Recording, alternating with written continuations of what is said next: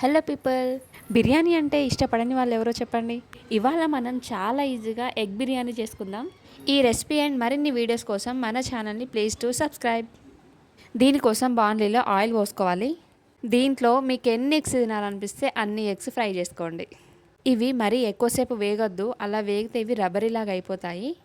మంటని సిమ్లో పెట్టుకొని లైట్గా వేయించుకుంటూ ఉండండి. టేస్ట్ కోసం ఇందులోనే కాస్త ఉప్పు, కారం, గరం మసాలా వేసుకొని బాగా వేయించుకోండి. మధ్య మధ్యలో కలుపుతూ సన్నగా రోస్ట్ చేసుకోండి. చూసారా ఇవి ఎలా రోస్ట్ అయ్యాయో?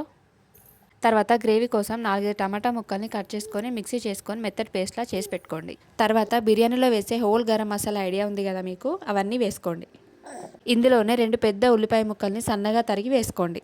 అందులోనే 4 పచ్చిమిర్చి కూడా సన్నగా కట్ చేసుకొని వేసుకోండి. ఇవన్నీ ఇలా గోల్డెన్ బ్రౌన్ వచ్చేంత వరకు సన్నని మంటపైన వేయించుకోండి. అందులోనే కాస్తంత పుదీనా, కొత్తిమీర కూడా వేసుకొని బాగా ఫ్రై చేసుకోండి.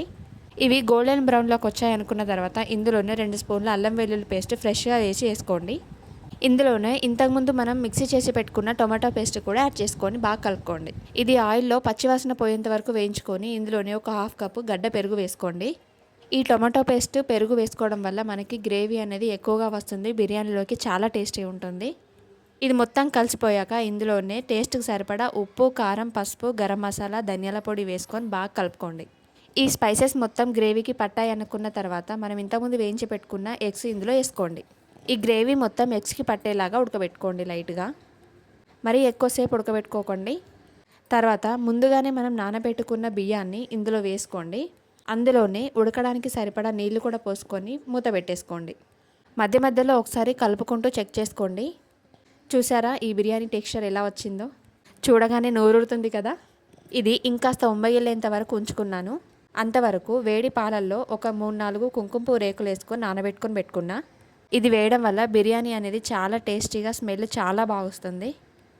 బిర్యానీని ఇంకో 5 నిమిషాలకు దించేస్తా అనే ముందు ఇదాన్ని అందులో పోసుకొని ఒక 5 నిమిషాలు అలాగే వదిలేయండి.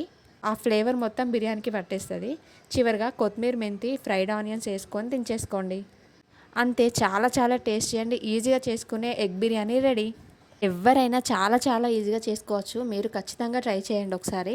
ఈ స్టైల్లో కనుక చేస్తే చాలా టేస్టీగా ఉంటుంది.